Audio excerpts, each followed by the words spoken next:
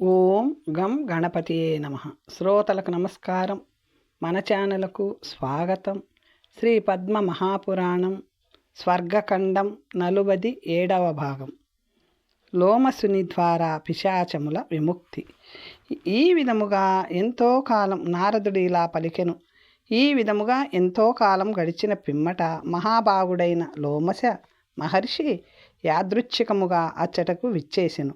ఆకలితో నకలకలాడుతున్న పిశాచములు లోమసుని చూసిన తోడని అన్నీ గుంపుగా అతనిని తినుటకు అతని వైపు పరిగెత్తెను. కానీ లోమసుని తీక్షణమైన తేజస్సుకి తాళలేక అతని ముందు నిలవలేక దూరముగా వెళ్ళిపోయి నిలుచుండెను. తరువాత ఆ బ్రాహ్మణ పిశాచము పూర్వము తాను నరించిన కర్మ బల ప్రభావమున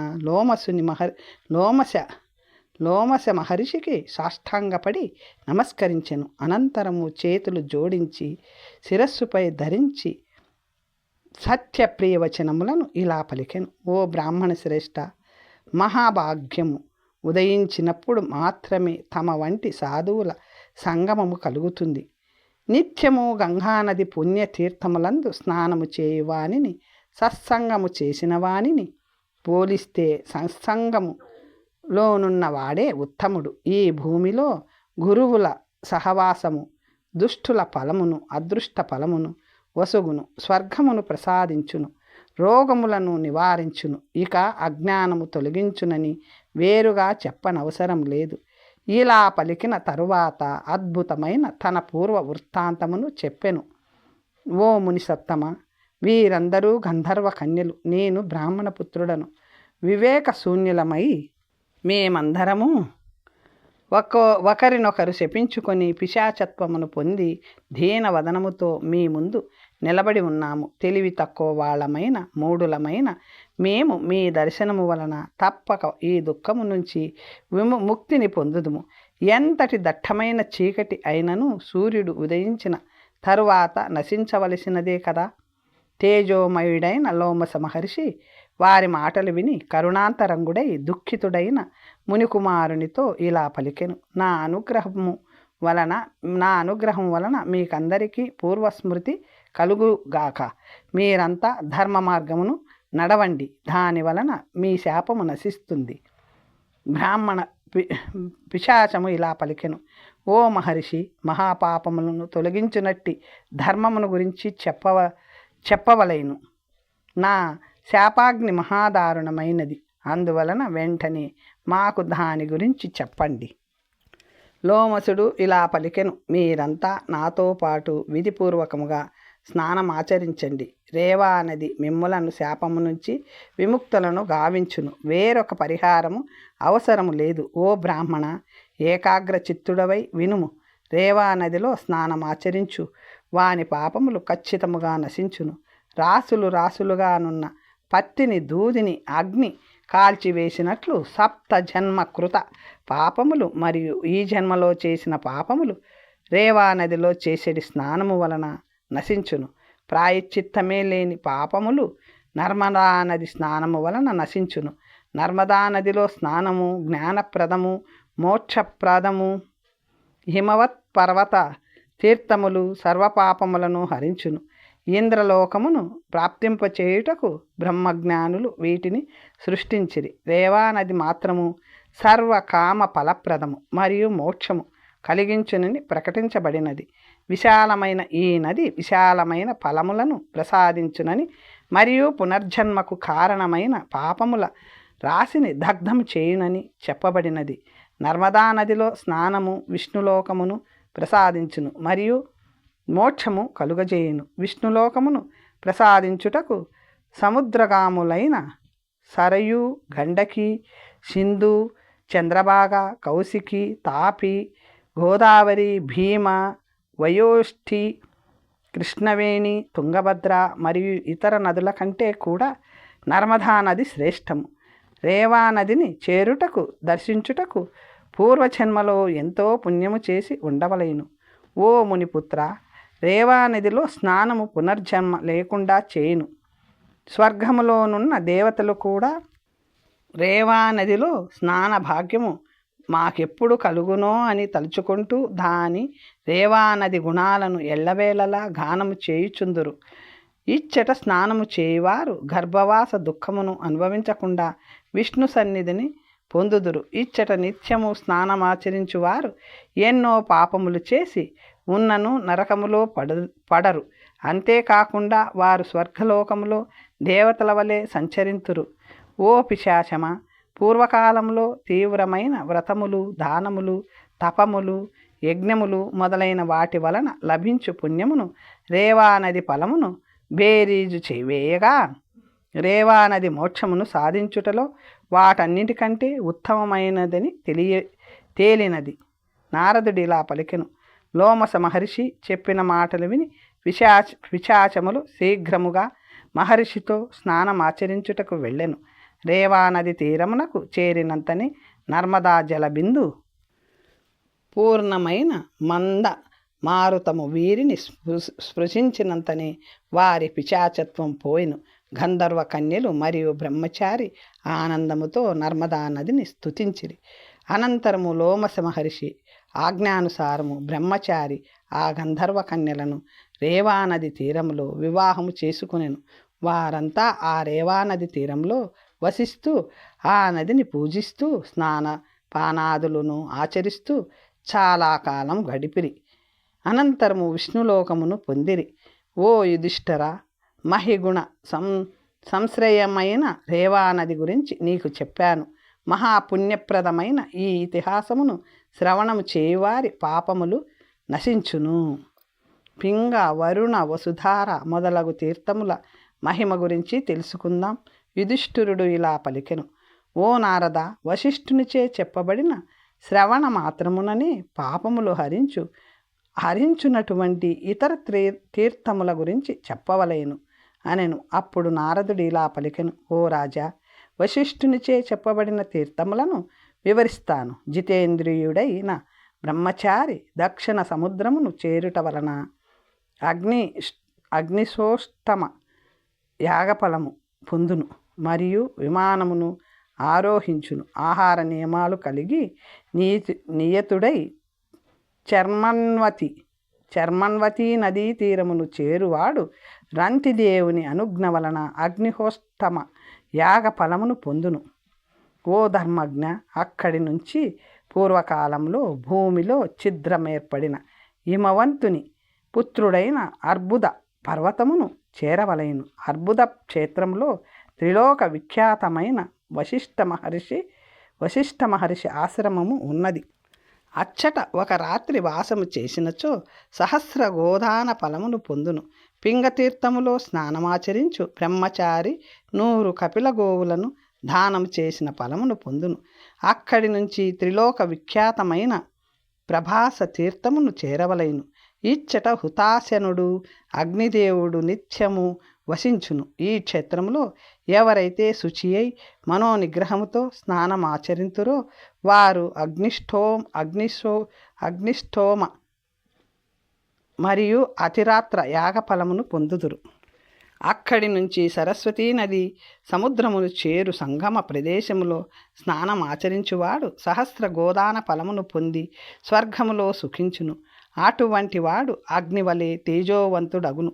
అక్కడి నుంచి సలిల రాజైన వరుణ తీర్థమును చేరి శుచిర్భూతుడై మనోనిగ్రహముతో స్నానమాచరించవలెను. ఇచ్చట 3 రాత్రులు ఉపవసించి పితృదేవతలకు తర్పణములు సమర్పించవలెను. అలా చేసినవాడు చంద్రుని వలె ప్రకాశించును మరియు అశ్వమేధ యాగ ఫలమును పొందును. ఇక్కడి నుంచి వరదాన తీర్థమునకు వెళ్ళవలెను. ఇక్కడ విష్ణువు దుర్వాసుని నుంచి వరమును పొందెను. వరదాన తీర్థములో స్నానమాచరించువాడు సహస్ర గోదాన ఫలమును పొందును. అచ్చటి నుంచి ఆహార నియమం పాటిస్తూ నియతుడై ద్వారావతి తీర్థమును చేరవలెను. పిండారక క్షేత్రములో స్నానమాచరించువాడు బహు సువర్ణమును పొందును. బోలెడు బంగారమును సంపాదించును. ఓ కురునందన, ఈ తీర్థములో పద్మము ముద్రించబడిన ముద్రలు నాణ్యములు ఈనాటికి లభించును. త్రిశూల చిహ్నములు కలిగిన పద్మములు కూడా కనిపించును. మహాదేవుడు కూడా ఎల్లవేళలా ఇచ్చట వసించును. అక్కడి నుంచి సింధూ నది సముద్రమును చేరు సంగమం ప్రదేశమును చేరవలేను. ఇచ్చట మనసును నిగ్రహించి పితృదేవతలకు దేవతలకు ఋషులకు తర్పణములు సమర్పించువాడు సహజ తేజస్సుతో వరుణలోకమును పొందును. ఈ తీర్థములోనున్న శంకు కర్ణేశ్వరుని పూజించినచో 10 అశ్వమేధ యాగముల ఫలమును పొందును అని విద్వాంసులు చెప్పుదురు. ఓ భరతర్షభ అక్కడి నుంచి కుడివైపునకు తిరిగి కొంత దూరం వెళ్ళి త్రిలోక విఖ్యాతమైన తిమి అను క్షేత్రమును చేరవలేను. ఈ క్షేత్రంలో బ్రహ్మాది దేవతలు మహేశ్వరిని ఉపాసింతురు. ఇచ్చట స్నానమాచరించిన దేవతలచే పరివేష్టితుడైన రుద్రుని పూజించినచో జన్మించినది మొదలు చేసిన పాపములన్నీ నశించును. ఈ క్షేత్రమును దేవతలు కొనియాడిరి. ఇచ్చట స్నానమాచరించిన వాడు అశ్వమేధయాగ ఫలమును పొందును. పూర్వకాలంలో విష్ణువు దేవకంటకుడైన దితినందనుని సంహరించి ఇచ్చటనే చేతులను శుద్ధిపరుచుకొనెను. అక్కడి నుంచి వసుధార అని ప్రసిద్ధమైన తీర్థమును చేరవలెను. ఈ తీర్థమును దర్శించినంత మాత్రమున అశ్వమేధయాగ ఫలమును పొందును. ఎవరైతే మనసును నిగ్రహించి స్నానం ఆచరించి ఇచ్చట దేవతలకు పితరులకు తర్పణములు అర్పింతురో వారు విష్ణులోకములో సుఖింతురు. అక్కడే వసువులకు ముఖ్యమైన ప్రదేశం ఉన్నది. ఇచ్చట స్నానం ఆచరించువాడు వసువులకు ప్రియుడగును. అక్కడి నుంచి కొంత దూరంలో సర్వపాపములను నాశనము చేసేది సింధుతమ అను తీర్థమున్నది. ఇచ్చట స్నానమాచరించువాడు సువర్ణమును పొందును. అక్కడి నుంచి మనోనిగ్రహముతో శుచి అయి బ్రహ్మతుంగ తీర్థమును చేరువాడు సర్వపాప విముక్తుడై పునీతుడై బ్రహ్మలోకమును చేరును. తరువాత సిద్ధులచే సేవింపబడిన శక్రకుమారిక తీర్థములో స్నానమాచరించువాడు ఇంద్రలోకమును పొందును. అక్కడే దేవతలకు ప్రియమైన రేణుకా తీర్థమున్నది. ఇక్కడ స్నానమాచరించు బ్రాహ్మణుడు చంద్రుని వలె శుద్ధుడగును. ఇక్కడి నుంచి పంచనద క్షేత్రమునకు వెళ్ళవలేను. ఆహార శౌచ నియమాలతో ఈ క్షేత్రమును దర్శించువాడు పంచయజ్ఞ ఫలమును పొందును. అక్కడి నుంచి భీమా క్షేత్రమును చేరి స్నానం ఆచరించువాడు తిరిగి గర్భవాసమును జన్మమును పొందడు. అతడు దేవతల పుత్రుడగును. అక్కడ కుండల విగ్రహ తీర్థమును దర్శించువాడు 100 సహస్ర గోదాన ఫలమును పొందును. అక్కడి నుంచి ఉత్తమమైన విమల తీర్థమును చేరవలేను. ఈనాడు కూడా వెండి బంగారు మీనములు కనిపిస్తవి. విమల తీర్థంలో స్నానమాచరించువాడు వాజపేయ యాగ ఫలమును పొందును. మరియు సకల పాపముల నుంచి ముక్తిని పొంది పరమగతిని పొందును. వితస్త మలద మొదలగు తీర్థముల మహిమ గురించి తెలుసుకుందాం. నారదుడు ఇలా పలికెను. ఓ భరత, అక్కడి నుంచి వితస్తా తీర్థమును చేరి పితరులకు దేవతలకు తర్పణములు సమర్పించువాడు వాజపేయ యాగ ఫలమును పొందును. కాశ్మీర దేశంలోనున్న ఈ తీర్థము నాగునకు మరియు తక్షకునకు నివాస స్థానం, సర్వపాపహరము. ఇచ్చట స్నానమాచరించువాడు వాజపేయ యాగ ఫలమును పొందును, ఉత్తమగతిని పొందును. అచ్చటి నుంచి త్రిలోక విస్తృతమైన మలద తీర్థమును చేరవలేను. సాయంకాలము విధి విధానముగా స్నానమాచరించి తన శక్త్యానుసారము అగ్నికి చెరువును సమర్పించవలయును. ఇలా చేసినవాడు పితృదేవతలకు అక్షయదాన ముసంగినట్లగును అని పండితులు చెప్పుదురు. అగ్నికి చెరు సమర్పణము 100 సహస్ర గోదానము కంటెను, రాజసూయ యాగము కంటెను, సహస్ర అశ్వమేధ యాగముల కంటెను ఉత్తమమైనది. అక్కడి నుంచి రుద్రాస్పద క్షేత్రమును చేరి మహాదేవుని దర్శించువాడు అశ్వమేధ యాగ ఫలమును పొందును.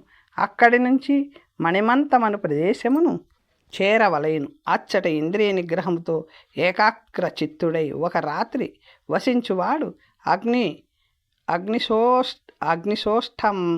అగ్నిశోష్టమయా యాగము ఫలమును పొందును. అక్కడి నుంచి జగత్ ప్రసిద్ధమైన దేవికా క్షేత్రమును చేరవలేను. ఇచ్చటనే విప్రుల వంశోత్పత్తి జరిగినదని విన్నాము. త్రిశూలపాణి అయిన శివునకు ఇది నివాస స్థానమని త్రిలోక విస్తృతము. ఈ దేవికా క్షేత్రంలో స్నానమాచరించి శివుని పూజించవలేను. తన శక్త్యానుసారము ఇచ్చట నివేదన సమర్పించువాడు సర్వకామ సమృద్ధి యాగఫలమును పొందును.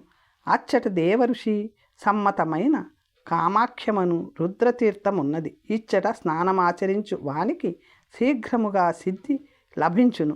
అక్కడి నుంచి యజన బ్రహ్మవాలక ప్రదేశమును చేరి పుష్పన్యాస తీర్థములో స్నానమాచరించు వానికి మరణము గురించి దుఃఖించనవసరము లేదు. దేవికా క్షేత్రము అర్ధయోజనము వెడల్పు 5 యోజనముల పొడవు కలిగి ఉండును. అక్కడి నుంచి దీర్ఘసత్ర క్షేత్రమును చేరవలేను. అచ్చట బ్రహ్మాది దేవతలు సిద్ధులు పరమ ఋషులు దీర్ఘసత్ర యాగములో నర్చిరి. ఈ ప్రదేశమును చేరుటతోనే రాజసూయ అశ్వమేధ యాగ ఫలమును పొందును.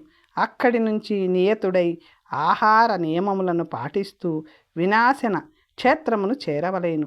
ఈ క్షేత్రములో సరస్వతీ నది గుప్తగామిని అయి ప్రవహించును. సరస్వతీ నది చమస క్షేత్రములో శివోద్భేదము మరియు నాగోద్భేద ప్రదేశములలో మాత్రము దర్శనమిచ్చును. క్షమసోద్భేదములో స్నానమాచరించువాడు అగ్నిపోష్టమ యాగఫలమును పొందును. శివోద్భేద క్షేత్రములో స్నానమాచరించువాడు సహస్ర గోదాన ఫలమును పొందును. నాగోద్భేద తీర్థములో స్నానమాచరించువాడు నాగలోకమును పొందును. అక్కడి నుంచి శశయాన తీర్థము చేరవలేను. అచ్చట శశాకారములో పుష్కరుడు గుప్తముగా నుండును. ఈ తీర్థములో శశాకారము గల పక్షులు ప్రతి సంవత్సరము స్నానము చేయుటకు వచ్చునని కొందరి అభిప్రాయము. కార్తీక పౌర్ణమి నాడు శశాయాన తీర్థములో స్నానము చేయువాడు శివుని వలె ప్రకాశించును. సహస్ర గోదాన ఫలమును పొందును. అక్కడి నుంచి కుమారకోటి తీర్థమును చేరి నియతుడై సేవించవలయను. అచ్చట స్నానమాచరించి భక్తితో పితరులను దేవతలను సేవించువాడు గోవుల సమూహమును పొందును. కులమును సముద్ధరించును. అక్కడి నుంచి రుద్రకోటి తీర్థమునకు వెళ్ళి ఆ తీర్థమును సేవించవలెను. ఇక్కడే పూర్వము 1,000,000 మంది ఋషులు ఏకాగ్ర చిత్తులై ఈశ్వరుని ఉపాసించిరి. వీరిలో ప్రతి ఒక్కరూ నేను ముందు శివుని దర్శించాలి అన్న భావనతో ఉపాసించిరి. వీరి ఆతృత గమనించిన యోగీశ్వరుడైన శివుడు యోగశక్తితో మునులకు దుఃఖమును పోగొట్టుటకై 1,000,000 రూపములు ధరించి ఒకే సమయంలో ఒక్కొక్కరికి ఒక్కొక్క రూపములో ప్రత్యక్షమాయను. శివుని దర్శించిన మహర్షులు తేజస్వులై ఆ ఋషులందరూ ఎవరికి వారే తామే శివుని ముందు దర్శించితమని భావించిరి. వారి తపమునకు మెచ్చిన మహాదేవుడు ప్రతి ఒక్కరికి వరమును అనుగ్రహించెను. ఈ రోజు నుంచి మీలో ధర్మము పెంపొందుతుంది అని చెప్పెను. ఓ నరశార్థులా ధర్మరాజా, ఎవరైతే శుచి అయి ఇక్కడ స్నానం ఆచరింతురో వారు అశ్వమేధ యాగ ఫలమును పొంది వారి వంశమును ఉద్ధరించును. అక్కడి నుంచి జగత్ ప్రసిద్ధమైన సంగమమును చేరవలేను. ఆ సరస్వతీ సంగమంలో మహాపుణ్యమును సంపాదించే జనార్దనుని సేవించవలేను. చైత్ర శుక్ల చతుర్థి నాడు బ్రహ్మాది దేవతలు సిద్ధులు చారణులు ఇక్కడికి వచ్చెదరు. ఆ సమయంలో ఇక్కడ స్నానమాచరించువారు సువర్ణమును పొందును మరియు సర్వపాపముల నుంచి విముక్తుడై శివలోకమును చేరును. ఎందరో మునులు యాగము చేసిన ఈ ప్రదేశంలో మరణము పొందువాడు సహస్ర గోదాన ఫలమును పొందును. కురుక్షేత్ర ప్లవ మొదలగు తీర్థముల మహిమ. నారదుడు ఇలా పలికెను. ఓ రాజేంద్ర, ఇక్కడి నుంచి కురుక్షేత్రమునకు వెళ్ళవలేను. ఈ క్షేత్రమునకు వెళ్ళిన సమస్త ప్రాణులు సర్వ పాపముల నుంచి ముక్తిని పొందుదురు. నేను కురుక్షేత్రమునకు వెళ్ళెదను, కురుక్షేత్రంలో వసింతును అని పలికేవాడు కూడా సర్వ పాపముల నుంచి విముక్తుడగును. కురుక్షేత్రంలో సరస్వతీ నది తీరంలో ఒక ముసల కాలం తీరంలో ఒక మాస కాలము వసించవలెను. బ్రహ్మాది దేవతలు, బ్రహ్మ ఋషులు, చారణులు కురుక్షేత్రంలో నివసింతురు. గంధర్వులు, అప్సరలు, యక్షులు, పన్నగులు మహాపుణ్యప్రదమైన ఈ క్షేత్రమును చేరి సంతోషింతురు. కురుక్షేత్రమును మనసులో స్మరించినను పాపములన్నీను నశించి బ్రహ్మలోకమును చేరును. శ్రద్ధాయుక్తుడై కురుక్షేత్రమునకు వెళ్ళువాడు రాజసూయ యాగము మరియు అశ్వమేధ యాగము చేసిన ఫలమును పొందును. అనంతరము మహాబలశాలి అయిన ద్వారపాలకుడు మత్తకర్ణునికి నమస్కరించువాడు 1000 గోవులను దానం చేసిన ఫలమును పొందును. అక్కడి నుంచి విష్ణువు ఎల్లప్పుడూ వసించే శ్రేష్టమైన విష్ణు స్థానమును చేరవలేను. అచ్చట స్నానమాచరించి శ్రీహరిని దర్శించువాడు అశ్వమేధయాగ ఫలమును పొందును మరియు విష్ణులోకమును పొందును. అక్కడి నుంచి త్రిలోక విస్తృతమైన పారిప్లవ తీర్థమును చేరవలేను. పారిప్లవ తీర్థమునకు వెళ్ళువాడు అగ్నిపోష్టమ మరియు అతి రాత్రములను యాగములో చేసిన ఫలమును పొందును. అక్కడి నుంచి శాల్వకీ క్షేత్రమును చేరవలేను. దశాశ్వమేధములో స్నానమాచరించువాడు దశాశ్వమేధ యాగ ఫలమును పొందును. అక్కడి నుంచి సర్పీ నదీ తీరమును చేరి నాగులకు ఉత్తమమైన తీర్థములో స్నానము చేయువాడు అగ్నిపోష్టమ యాగ ఫలమును పొంది నాగలోకమునకు వెళ్ళును. అక్కడి నుంచి అంతఃకరణకమను ద్వార పాలకుని క్షేత్రమును చేరవలేను. ఒక రాత్రి అచట వసించి ఉపవసించువాడు సహస్ర గోదాన ఫలమును పొందును. అక్కడి నుంచి నియతుడై పంచనద క్షేత్రమును చేరి కోటి తీర్థములలో స్నానం ఆచరించువాడు అశ్వమేధ యాగ ఫలమును పొందును. అక్కడి నుంచి అశ్వినీ తీర్థములకు వెళ్ళి అక్కడ స్నానాదులు ఆచరించువాడు సౌందర్యశాలి అగును. అక్కడి నుంచి ఉత్తమమైన వరాహ తీర్థమును చేరవలేను. పూర్వము విష్ణువు వరాహ రూపంలో ఇచ్చట వసించెను. ఇచ్చట నివసించినంత మాత్రము అగ్నిపోష్టమ యాగ ఫలమును పొందును. అక్కడి నుంచి జయని అంటే ఉజ్జయిని క్షేత్రంలో నున్న సోమతీర్థంలో స్నానమాచరించువాడు రాజసూయ యాగ ఫలము పొందును. అక్కడి నుంచి కృత శౌచమునకు వెళ్ళి ఆ తీర్థమును సేవించువాడు పౌండరీక యాగ ఫలమును పొంది శుద్ధుడగును. అక్కడి నుంచి మహాదేవుని మాంజీవట క్షేత్రము వెళ్ళి ఒక రాత్రి వసించువాడు ఘనాధిపత్యమును పొందును. ఇదే కురుక్షేత్రమునకు ముఖద్వారం. ఈ క్షేత్రమునకు ప్రదక్షిణ చేసి తీర్థమును సేవించవలేను. ఇక్కడ పుష్కర తీర్థమును స్మరిస్తూ స్నానమాచరించి పితృదేవతలకు పూజిస్తూ మహాత్ముడైన పరశురాముని ప్రీతిని సంపాదించువాడు అశ్వమేధయాగ ఫలమును పొంది కృత్యుడగును. అక్కడి నుంచి యాత్రికుడు రామహ్రదమును చేరవలేను. ఇక్కడే పరశురాముడు తపస్సు వలన దీప్త తేజస్సుడై క్షత్రియులను నాశనం చేసి వారి రక్తంతో 5 కుండలములను నిర్మించెనని విన్నాము. ఆ రక్తంతోని ప్రపితరులకు తర్పణము అర్పించెను. అతని తర్పణమునకు తృప్తి చెందిన పితరులు పరశురామునితో ఇలా పలికిరి: ఓ భార్గవ, నీ పితృభక్తిని పరాక్రమమును మేము మెచ్చుకున్నాము. నీకేమి వరము కావలేను కోరుకొనుము. వారి మాటలు విన్న పరశురాముడు వారితో ఇలా పలికెను: దేవతలారా, మీరు నన్నును గ్రహించినచో నాకు సంతృప్తి కలుగునట్లు అనుగ్రహించవలేను.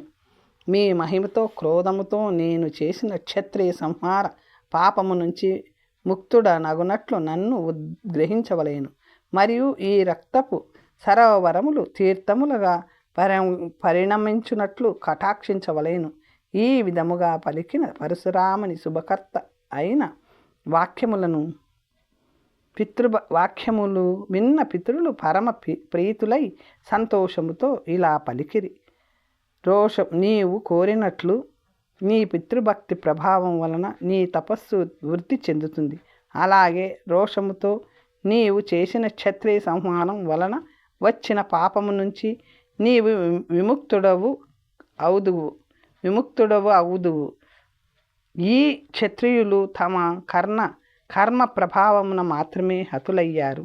ఈ పంచ సరోవరములు నిస్సందేహముగా తీర్థములుగా పరిణమిస్తాయి. ఇచ్చట స్నానమాచరించి పితరులకు తర్పణములిచ్చువాని ఎందు పితరులు తప్పక సంతోషింతురు. అలాగే తృప్తి చెందిన పితరులు వానికి భూమిలో దుర్లభమైన వరములను గ్రహింతురు మరియు స్వర్గములో శాశ్వత స్థానమును పొందును. పరశురాముని పితరులు ఆ విధముగా పరశురాముని అనుగ్రహించి అక్కడికక్కడే అంతర్ధానమైరి. ఈ విధముగా భార్గవునకు ఈ పంచ సరోవరములు పుణ్యప్రదమైనవి. ఈ లోకములో బ్రహ్మచర్య వ్రతుడై నియతుడై స్నానమాచరించి పరశురాముని పూజించువాడు యథేచ్ఛగా సువర్ణమును పొందును. అక్కడి నుంచి యాత్రికుడు వంశమూల క్షేత్రమును చేరవలెను. ఈ క్షేత్రంలో స్నానమాచరించిన వాడు తన వంశంలో జన్మించిన వారందరినీ ముక్తులను చేయును. అక్కడి నుంచి కాయశోధన తీర్థమునకు వెళ్ళి అక్కడ స్నానమాచరించినతో నిస్సందేహముగా శరీర శుద్ధిని పొందును. ఇక్కడ శరీర శుద్ధిని పొందినవాడు ఉత్తమ లోకములను పొందును. అక్కడి నుంచి ముందుకు వెళితే 3 లోకాలలోనూ దుర్లభమైన తీర్థము వచ్చును. పూర్వము సర్వలోక నియామకుడైన విష్ణువు ఏ ప్రదేశములో ఈ భువనమునకు ఉద్ధరించెను. ఈ ప్రదేశమే లోకోద్ధారమని ముల్లోకములలో ప్రసిద్ధమైనది. ఈ తీర్థము ఈ లోకోద్ధార తీర్థములో స్నానమాచరించువాడు తన వారందరినీ కూడా ఉద్ధరించును. అక్కడి నుంచి శ్రీ తీర్థమును చేరి సేవించువాడు ఉత్తమ సంపాదన పొందును. తరువాత కపిల తీర్థమును చేరి ఏకాగ్ర మనస్సుతో స్థిర బుద్ధితో స్నానమాచరించి దేవతలను పితృదేవతలను పూజించవలెను. ఇలా చేసినవాడు సహస్ర కపిల గోవులను దానం చేసిన ఫలితము పొందును. అక్కడి నుంచి సూర్యతీర్థమును చేరి నియత మనస్కుడై స్నానమాచరించవలెను. అచ్చట పితరులను దేవతలను ఉపవాస పరాయణులైన అర్చించువాడు అగ్ని పోష్టమ యాగములను పొంది సూర్యలోకమునకు వెళ్ళును. అక్కడి నుంచి భవన క్షేత్రమునకు వెళ్ళి యథాక్రమంగా తీర్థమును సేవించువాడు సహస్ర గోదాన ఫలమును పొందును. అక్కడి నుంచి గంగా తీర్థమునకు వెళ్ళి ఆ తీర్థమును సేవించువాడు అలాగే కేవ్య తీర్థములో ఆచరించువాడు వీర్యవంతుడగును. అక్కడి నుంచి పాలుర లవర్ణక క్షేత్రమునకు వెళ్ళవలేను. ఈ లవర్ణక తీర్థము మహేంద్ర తీర్థము వలె సరస్వతీ నదిలో ఉండును. అచ్చట స్నానమాచరించువాడు బ్రహ్మలోకమును పొందును. అక్కడి నుంచి ముందుకు వెళ్ళి దేవతలు పితరులు సదా నివసించే సుతీర్థక క్షేత్రమును వెళ్ళవలేను. దేవతలను పితరులను సేవిస్తూ అక్కడ స్నానమాచరించువాడు అశ్వమేధయాగ ఫలమును పొందును మరియు పితృలోకమును పొందును.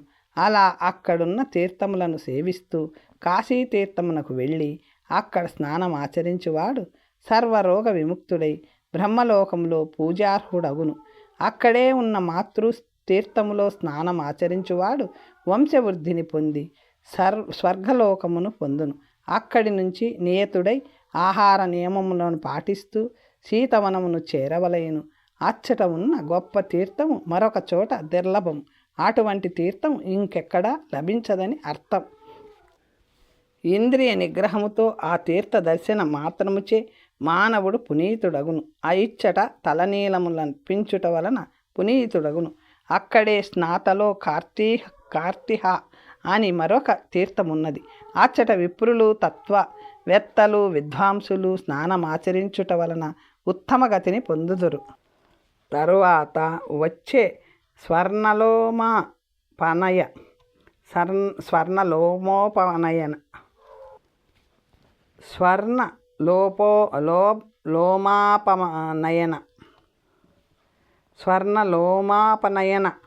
తీర్థములో ప్రాణాయామము చేస్తూ క్షౌరము చేయించుకున్నచో వారు పునీతులై ఉత్తమ గతిని పొందెదరు.